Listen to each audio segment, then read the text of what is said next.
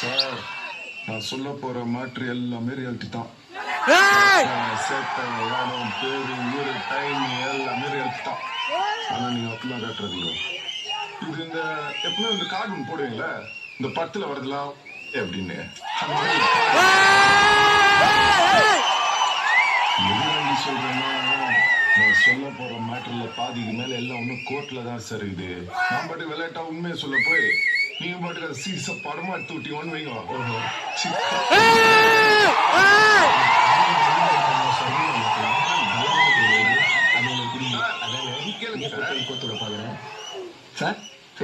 இந்த மேட்டர் காண்டி வெளில வச்சுன்னு வைங்க.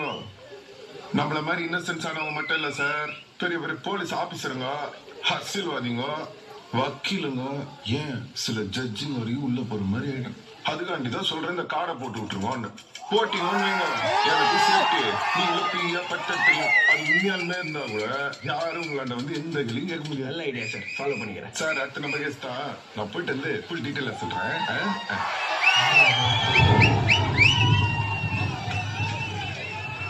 சார், நம்ம வயசத்துல யாரும் சார் நடிக்க போறீங்க? தனுஷன் நடிக்க வைங்க சார்.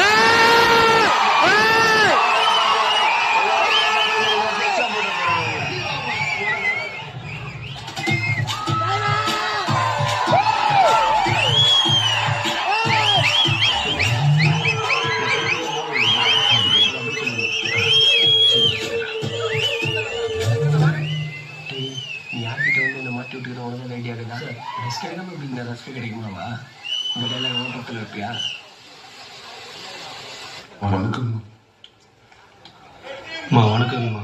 அக்யூஸ்ட் தரப்பு வழக்கு வச்சிருங்கம்மா. ஒரே நைட்ல 3 பேரை கொலை பண்ணிருக்கேன்னு போலீஸ் கூட்டிட்டு ஒத்துக்கிறியா? அவங்க சொல்ற மோட்டருக்கு எனக்கு எந்த சம்மந்தமும் இல்லைங்க.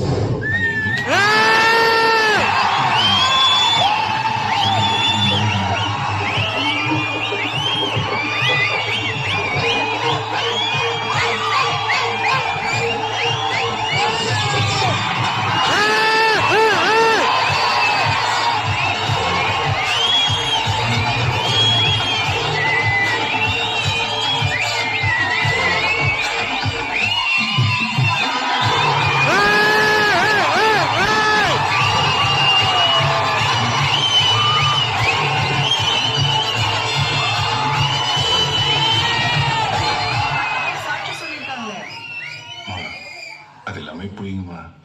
அக்கிஸ்ட பிடிக்க முடியாத படத்துக்கு போயிட்டு